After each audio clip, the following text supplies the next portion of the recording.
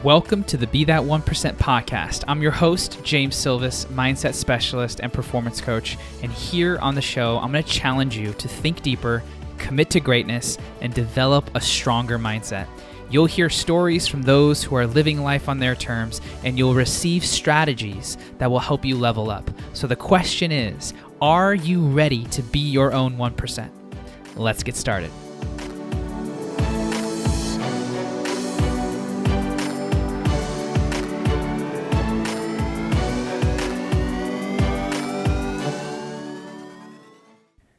All right, everybody. Welcome back to the Be That 1% podcast. I'm your host, James Silvis, and it's good to be here. The last few years with the podcast have been such a interesting journey in that it's been for the first 6 years, maybe 5 years of the podcast. It was very consistent. Every week we had a podcast episode, right? And I loved that. It created consistency and structure and compound effect, and it allowed me to, learn and share and take the podcast to being a top, 1% rated podcast, reaching over 130 countries with your help and your support of sharing the message. And it was amazing and still is amazing. But what has happened these last few years is the living in between the gaps. Right? Like no longer am I allowing a structure, in this case, to dictate what I share. And these last few years, just growing as a father, as a husband, as a business owner, a leader, all these titles, there's lessons that come with each of those, responsibilities, insights, perspectives. And I've really been documenting and taking my time with understanding what those are. And part of understanding it is sharing it, and I have made episodes here and there along the journey documenting some pretty important milestones or experiences. And there's also been, a lot of integration and processing and just plain living. And so I come to you today at a very cool point in my life at 37, really stepping into my own style, understanding more and more who I am, what I'm not, what I love, what I, want to commit myself to. And the clarity continues to deepen, strengthen, and my purpose continues to evolve. And, this year, 2026, there's been a lot of travel. There's been a lot of different types of services that I'm bringing online, and all of them have had really profound learnings for me. And so I'm sitting here journaling, as I have been for the last 14 years, and I'm putting together just a list of these insights, through stories and examples. And so, as I continue to make content, know that it's coming from an intentional place. It's not coming from a forced, I got to get an episode out, so let me just put one together real quick. It's really about what I feel called to share and the timing of it. So thank you for being here. Thank you for being in this community of being that 1%, right? And this is not a pride thing. This is not a competitive thing. This is an understanding that you are one of one, that there is no one else like you. That is your superpower. You are unique in your own way. And when we can really adopt that philosophy, we begin to hone even more of our gifts, bring online things that are dormant, and infuse our life with more variety, more dimension, more depth, bringing more color and richness into our life. And so today, this concept I want to talk about is this idea of slowness, the philosophy of slow.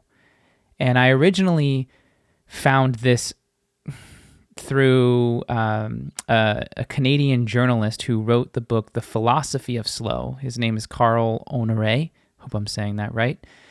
And I love this idea of going slow. And for most people in the West, when they hear slow, they think maybe they associate slow with, lazy or not ambitious, or, there's more negative connotation to slow than let's say, positive or desired qualities. And the more I understand slow in the way that Carl has described it, and through my own observation, is that slow is not sloth pace. The philosophy of slow at its core is finding the right timing and rhythm for what it is that you're doing. That in today's time, we have confused going fast with our identities. That up until recently, going fast was a tool that we used. It was something that we could leverage to get something done quicker. And that had its value. It produced things that have supported the way that we live. It gave birth to ideas that maybe wouldn't have seen the light of day if we didn't move with some speed. But now speed has become an identity. It's who I am. I am someone who goes fast. And in certain situations, that might be what is needed.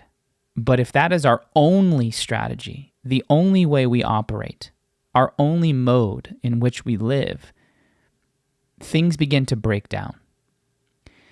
And I love that in the book, Carl outlines areas that get impacted by going fast, only going fast.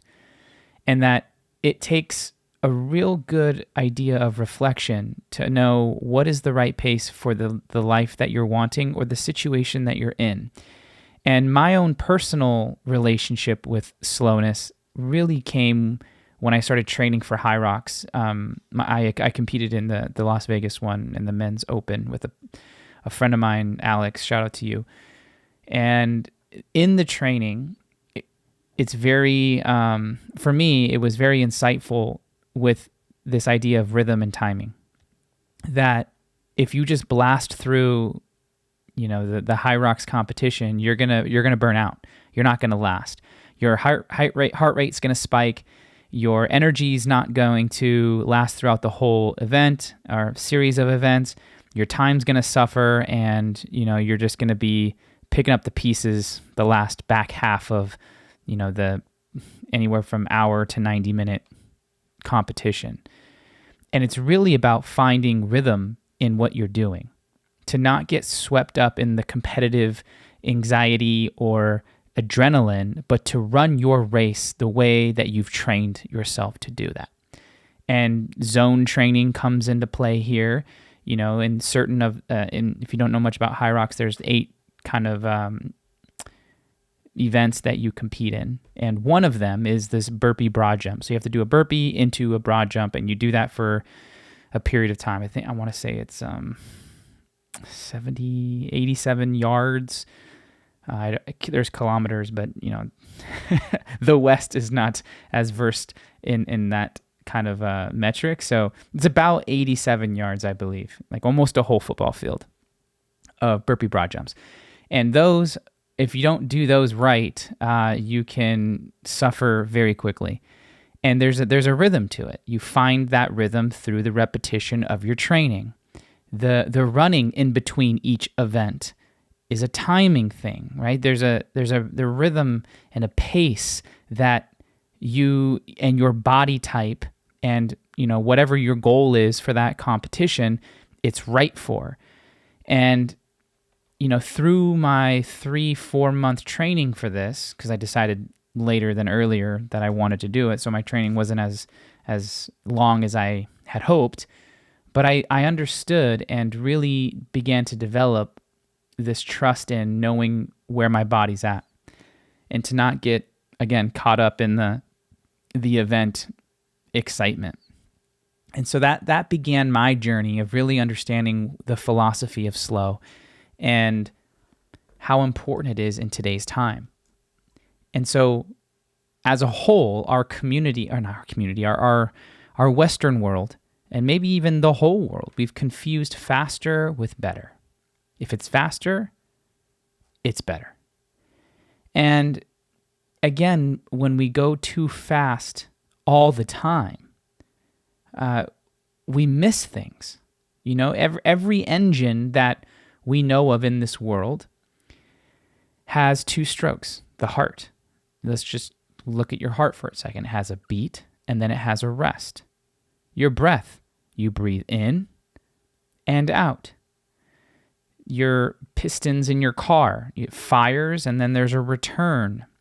And so there's this go, and then there's this rest. Stop, go, stop, go. And today we're go, go, go, go, go, go. And when that happens, the cost of that speed, and again, only speed as one mode, right? We're not having any flexibility. It's I know one speed and I go full force. The cost of that is there's 5 major costs according to Carl that I really liked. I'm going to share here today. 1 is your attention. 2 is your relationships. 3 is your health. 4 is your judgment. And 5 is your meaning. So we're going to work through these individually, and I'll share kind of what I'm taking away from each of these. And so the first one is attention, right? If we look at the attention stats and research, we very quickly will find this woman named Dr. Gloria Marks. She's an American psychologist and chancellor professor in the Department of Informatics at UC Berkeley. And she did this really cool experiment from 2004 to 2023 on people's ability to hold one thing while working and how long that lasted in seconds. So if you're doing an email, how long does your attention last on that email before you shift it to something else, whether it's because you get interrupted or it's because you can actually hold that attention.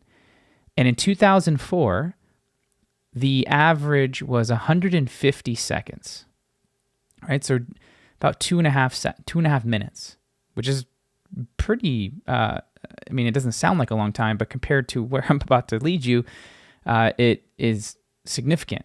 In 2012, it shrinks to 75 seconds. So cut in half. Decade later, right? 12 years, or almost a decade later. And then in 2023, drops to 47 seconds, right? So what does this tell us? Well, 1, distraction is on the rise, but also we're losing the ability to hold a thought long enough to have it. Our focus muscle is dwindling. We're being bombarded with noises and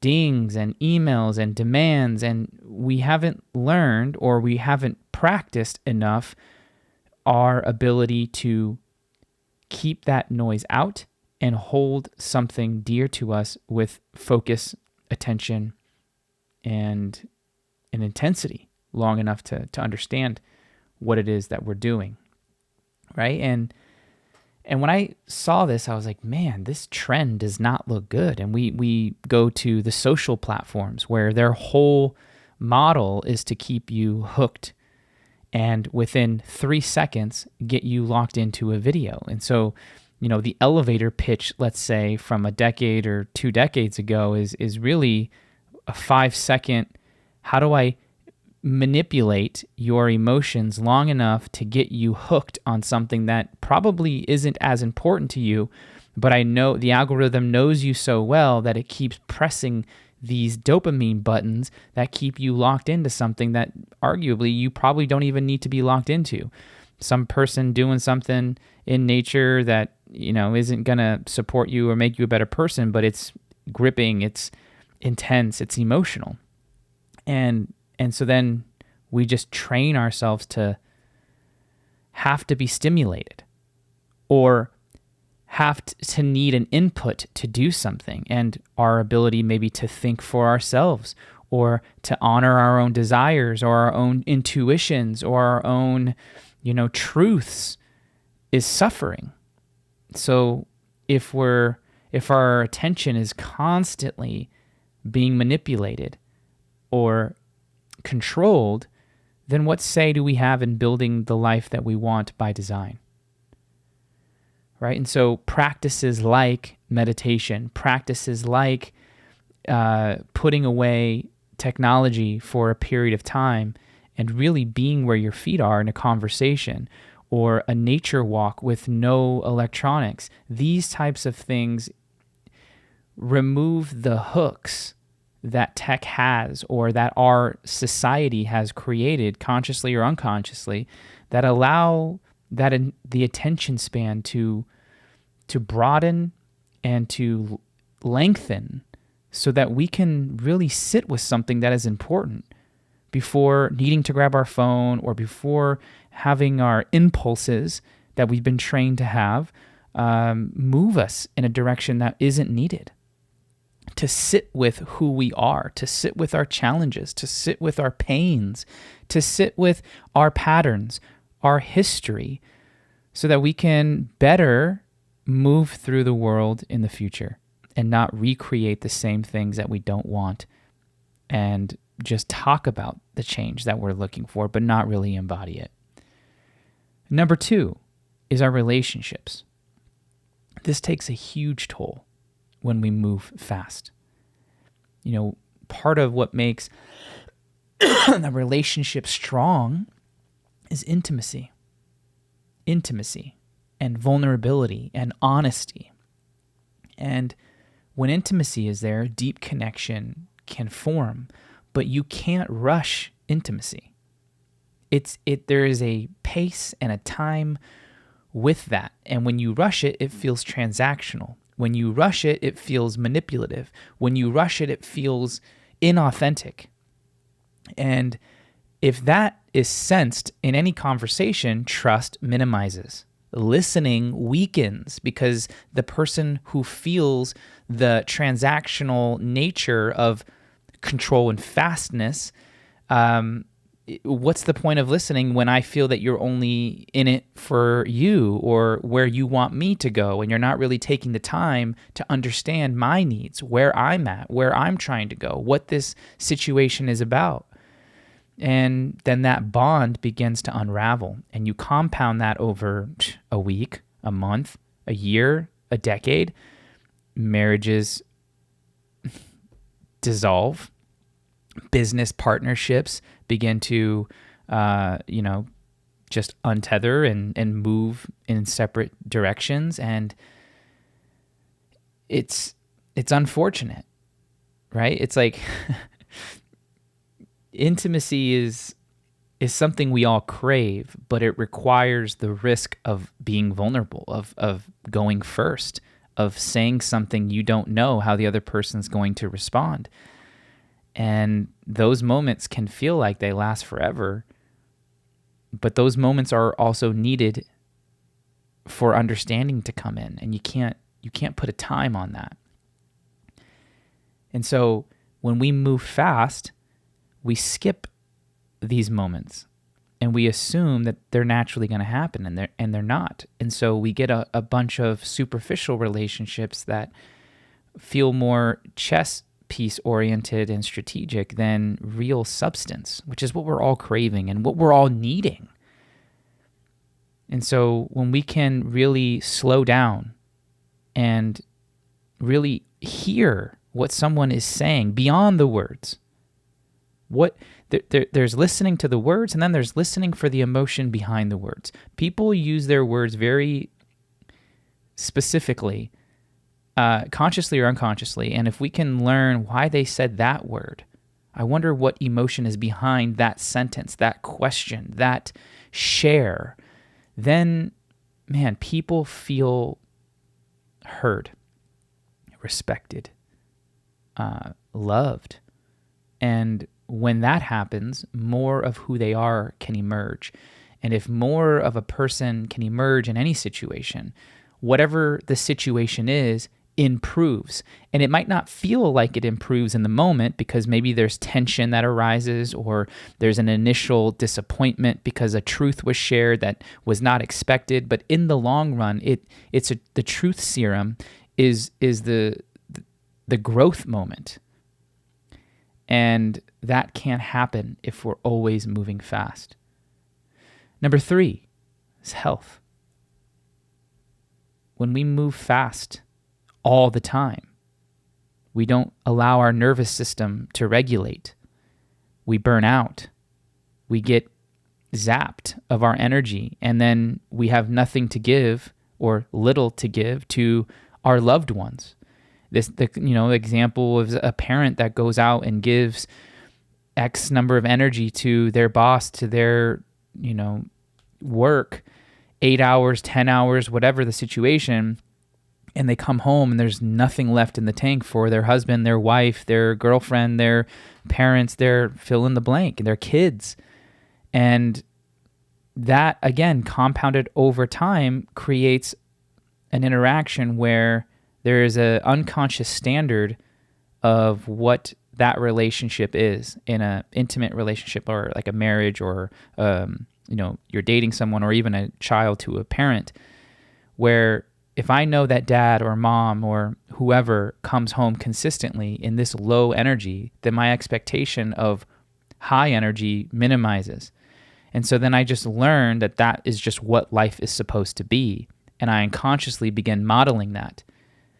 And I don't know about you, but when I think about that and how my kids view me, man, that is a potent holding up the mirror moment of how do I want my kids to perceive me after work, or even at all, whether we're traveling together or we're at dinner or we're driving somewhere. I try to be very conscious of how I'm showing up in those moments. And by that, I mean how present I'm being, because I know they're sponges.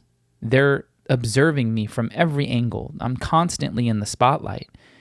And I love that. I don't want that to change. And so for me, the work is really regulating myself so that the pressures and the expectations and the challenges that I face that they don't know about don't affect the way I want our relationship to be.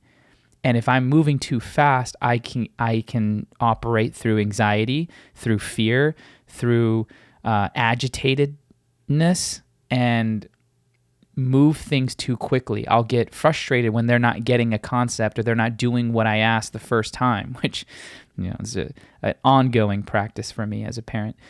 And then I get frustrated. When I get frustrated, my voice raises, and then I get stern, and then I start creating, if you don't do this, then this is going to happen. And maybe there is moments for that, but when that becomes a consistent way that dad operates, what else am I training, right? And so my health begins to suffer if I don't slow down enough to realize the toll it takes.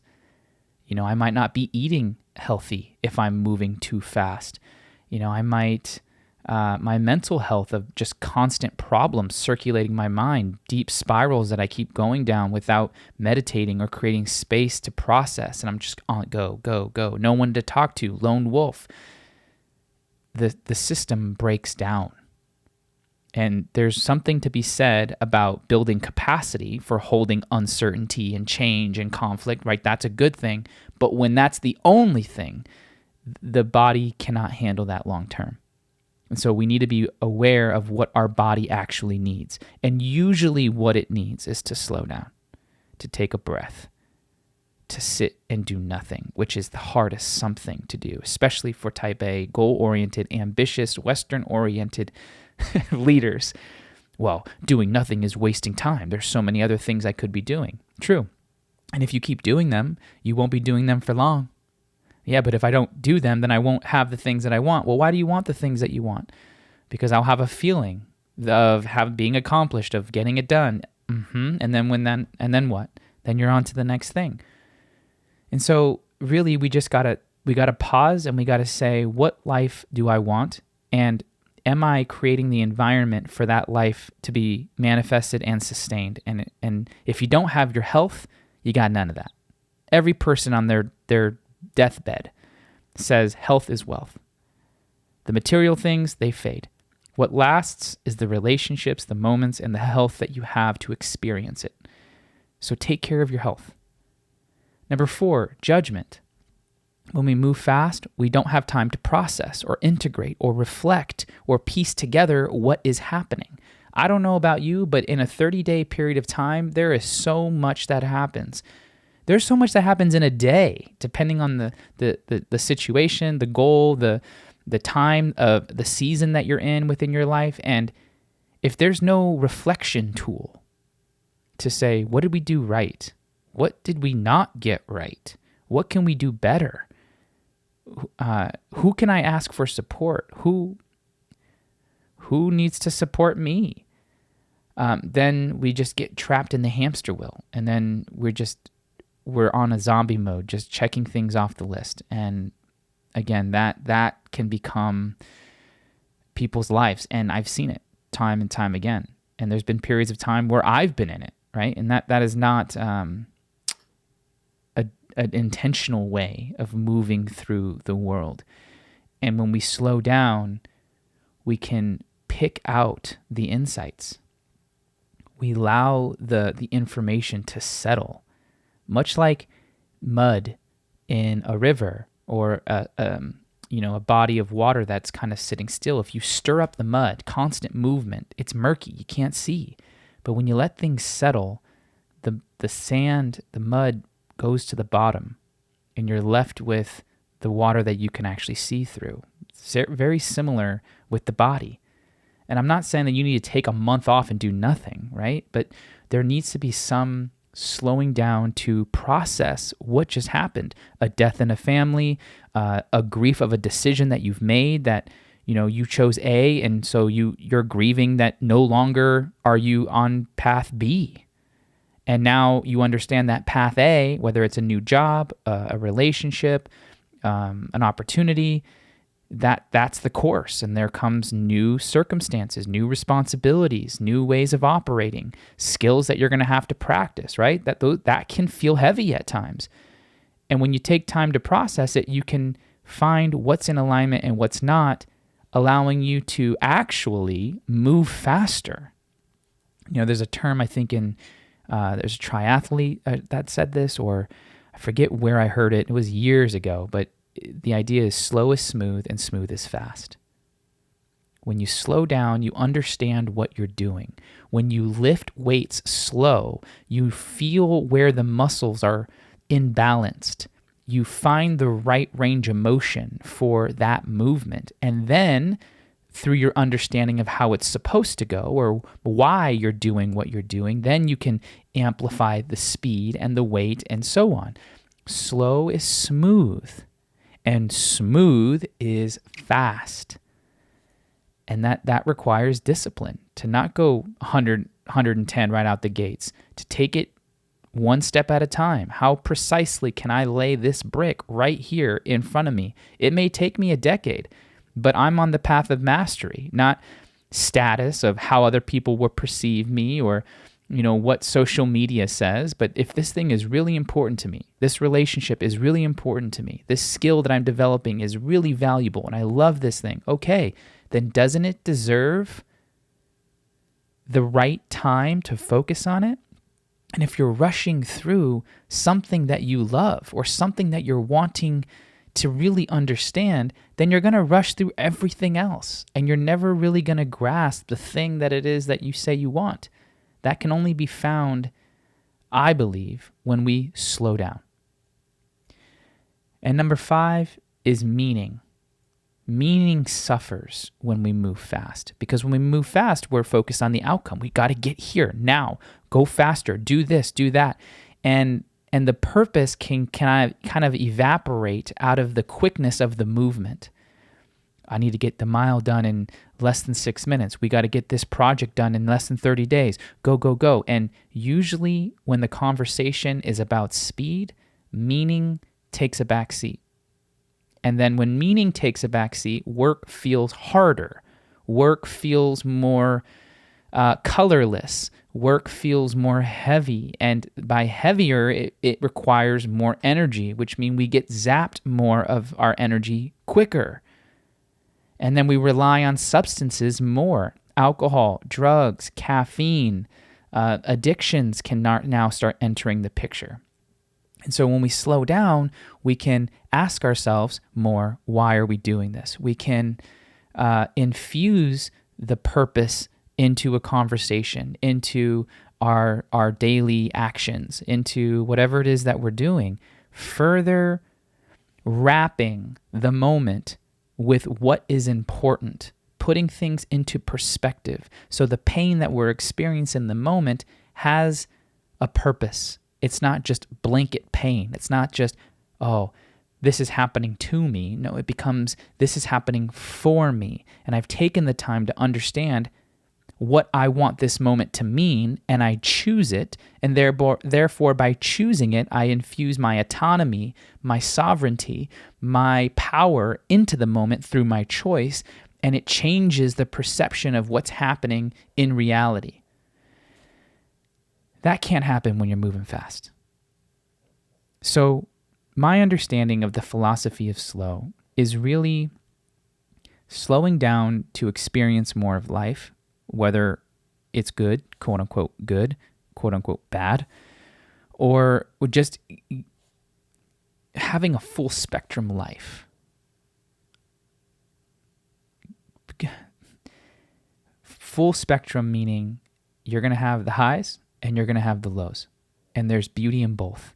And I know most people don't want the lows, but the lows are the best teachers, and the lows are where you change the most. And if you're afraid of the lows, then by default, you're not going to have the highs. And so you're going to live this muted life. And really, when we mute life, we mute us. And when we mute us, we always feel in conflict of playing small and not living our truth and not allowing our full essence to be expressed. So slowing down allows all of these other 5 things that we've highlighted today to come online, or to strengthen, or to deepen, making life even more meaningful, even more rich, and it's a beautiful thing.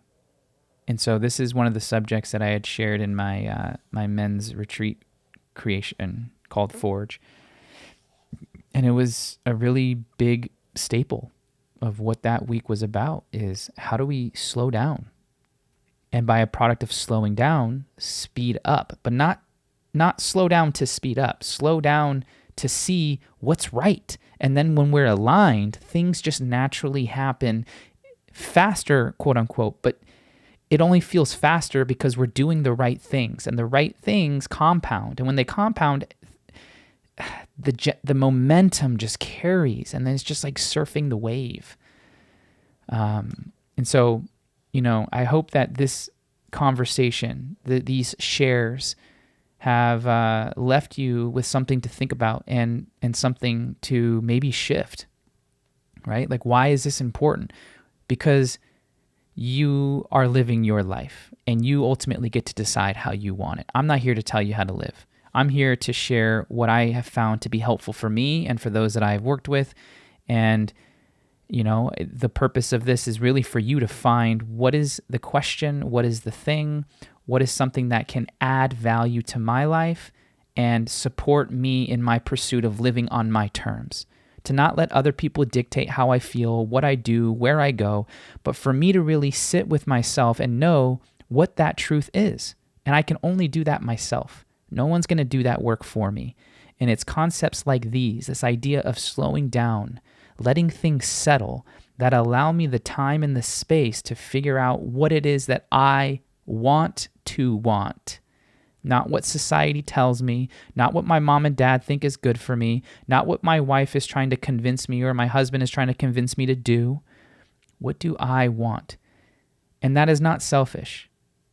That is it's searching for what is uniquely yours and only can be yours.